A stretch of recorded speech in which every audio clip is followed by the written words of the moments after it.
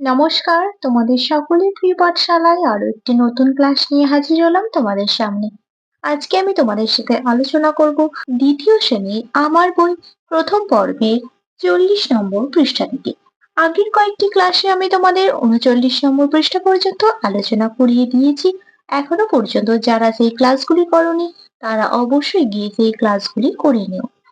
আর যদি তোমাদের আজকের ক্লাসটি আমার ভালো লেগে থাকে তাহলে অবশ্যই লাইক করে দিও, আর যারা এখনো পর্যন্ত আমার চ্যানেলটিকে সাবস্ক্রাইব করোনি তারা অবশ্যই সাবস্ক্রাইব করে পাশে থাকা বেল আইকনটি প্রেস করে দিও, যাতে সকল ভিডিও আপলোড হওয়ার সাথে সাথে তোমাদের কাছে তার নোটিফিকেশন পৌঁছে যায়। তাহলে আমি আজকের ক্লাসটা শুরু করছি। দেখে নাও কি আছে।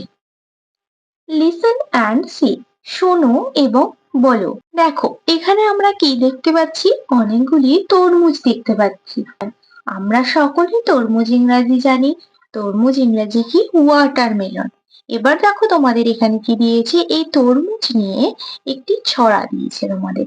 তাহলে আগে আমি ছড়াটা তোমাদের ছন্দ মিলিয়ে পড়িয়ে দিচ্ছি, তারপর আমি তোমাদের মানেটা বলে দিচ্ছি। শুনে নাও ভালো করে, আমার সাথে সাথে তোমরা সকলে বলবে। Watermelon, watermelon, rolling down the street.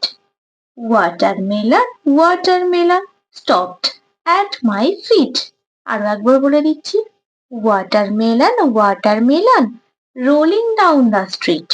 Watermelon, watermelon, stopped at my feet. দেখো তাহলে এবার আমি তোমাদের মানেটা বলে দিচ্ছি, শুনে নাও। ওয়াটারমেলন, ওয়াটারমেলন, ওয়াটারমেলন মানে কি? তরমুজ। তাহলে দেখো দুবার দেওয়া আছে।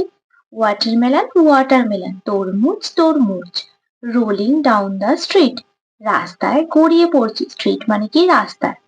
ওয়াটারমেলন, ওয়াটারমেলন, তরমুজ, তরমুজ, স্টপড অ্যাট মাই ফিট, আমার পায়ের কাছে এসে থামলো। স্টপ মানে কি? থামা। তাহলে কি বলছে? তরমুজ, তরমুজ, রাস্তায় গড়িয়ে পড়ছে। তরমুজ, তরমুজ, আমার পায়ের কাছে এসে থামলো। তারপরে আছে দেখো, I put him in my wagon and took him home. I hoped he liked it and would not try to roam. আরো একবার বলে দিচ্ছি। I put him in the wagon and took him home. I hoped he liked it and would not try to roam. এবার আমি তোমাদের মানেটা বলে দিচ্ছি, শুনে নাও। I put him in my wagon মানে কি? এর মানে হলো যে আমি তাকে গাড়িতে তুলে নিলাম, মানে সেই তরমুজগুলিকে বা তরমুজটিকে গাড়িতে তুলে নিলাম। and took him home, এবং তাকে বাড়িতে নিয়ে গেলাম। I hoped he liked it, like মানে কি? পছন্দ করা। আমার আশা, হোপ মানে কি? আশা। আমার আশা সে এটা পছন্দ করবে। and would not try, এবং সে চেষ্টা করবে না to roam, ঘোরাঘুরি করার। তাহলে আশা করছি আমি তোমাদের এই কবিতাটা বা রাইমসটা বা ছড়াটি আমি তোমাদের পড়ে মানে যেটা বললাম তোমরা সেটা বুঝতে পারলে। এবার আমি পরের পৃষ্ঠায় অর্থাৎ 41 নম্বর পৃষ্ঠায় চলে যাচ্ছি, দেখে নাও। দেখো 41 নম্বর পৃষ্ঠায় আছে সি অ্যান্ড সে, দেখো এবং বলো। দেখো এখানে দিস আর দ্যাট, এই যে দিস আর দ্যাট, এটা নিয়ে এই পৃষ্ঠাটা আমরা পড়ব।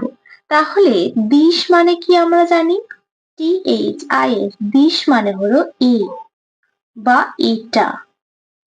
দিস বলতে বোঝায় কাছের জিনিসকে। যখন আমাদের কাছে কিছু থাকবে তখন আমরা ব্যবহার করব দিস।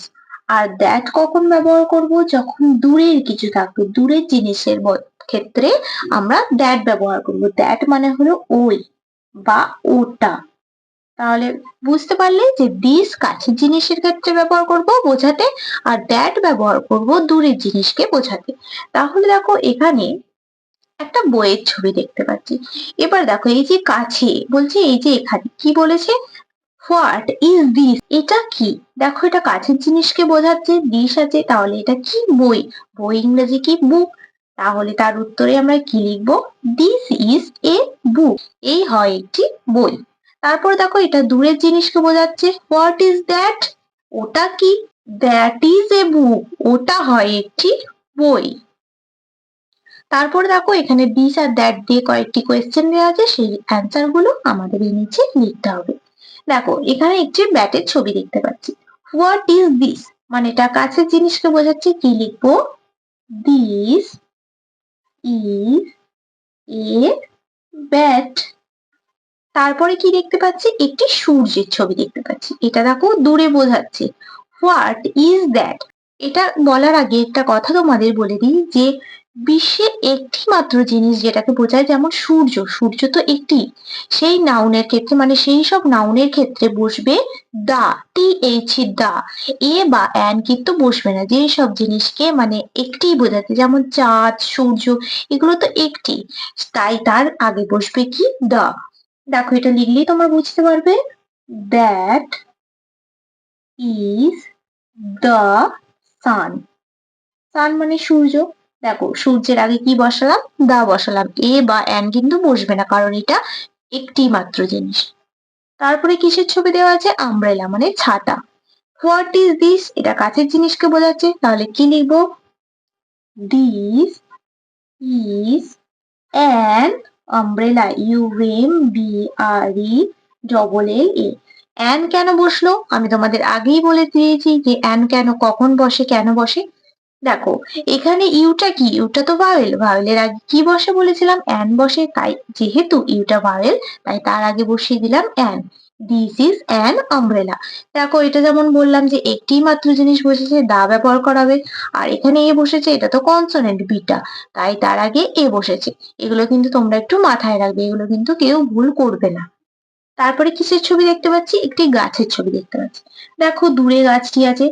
What is that? ওটা কি? কি লিখবো? That is a tree. TREE।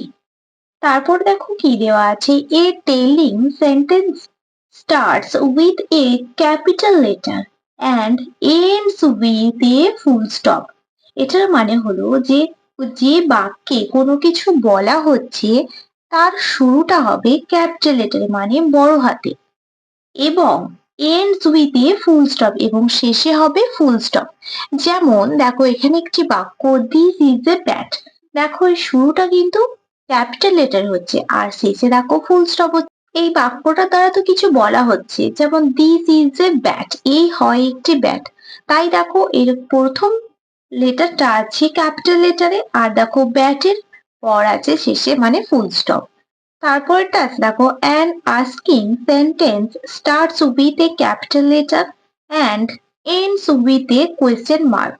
এটার বলা হচ্ছে যে যে বাক্যটা জিজ্ঞাসা করা বোঝাচ্ছে সেই বাক্যের প্রথম মানে শুরুটা হচ্ছে ক্যাপিটাল লেটার দিয়ে and এবং ends with a question mark, এবং শেষে হচ্ছে জিজ্ঞাসা চিহ্ন মানে প্রশ্ন চিহ্ন দিয়ে। যেমন দেখো এখানে দেওয়া আছে হোয়াট ইজ দ্যাট? ওটা কি? দেখো হোয়াট ইজ দ্যাট, এটা তো একটি প্রশ্নবোধক বাক্য, যে প্রশ্ন করছে ওটা কি। দেখো এর কিন্তু প্রথমটা ক্যাপিটাল লেটার দিয়ে শুরু হয়েছে আর শেষে যেহেতু এটা জিজ্ঞাসা করছে তাই এখানে প্রশ্ন চিহ্ন বসানো হয়েছে।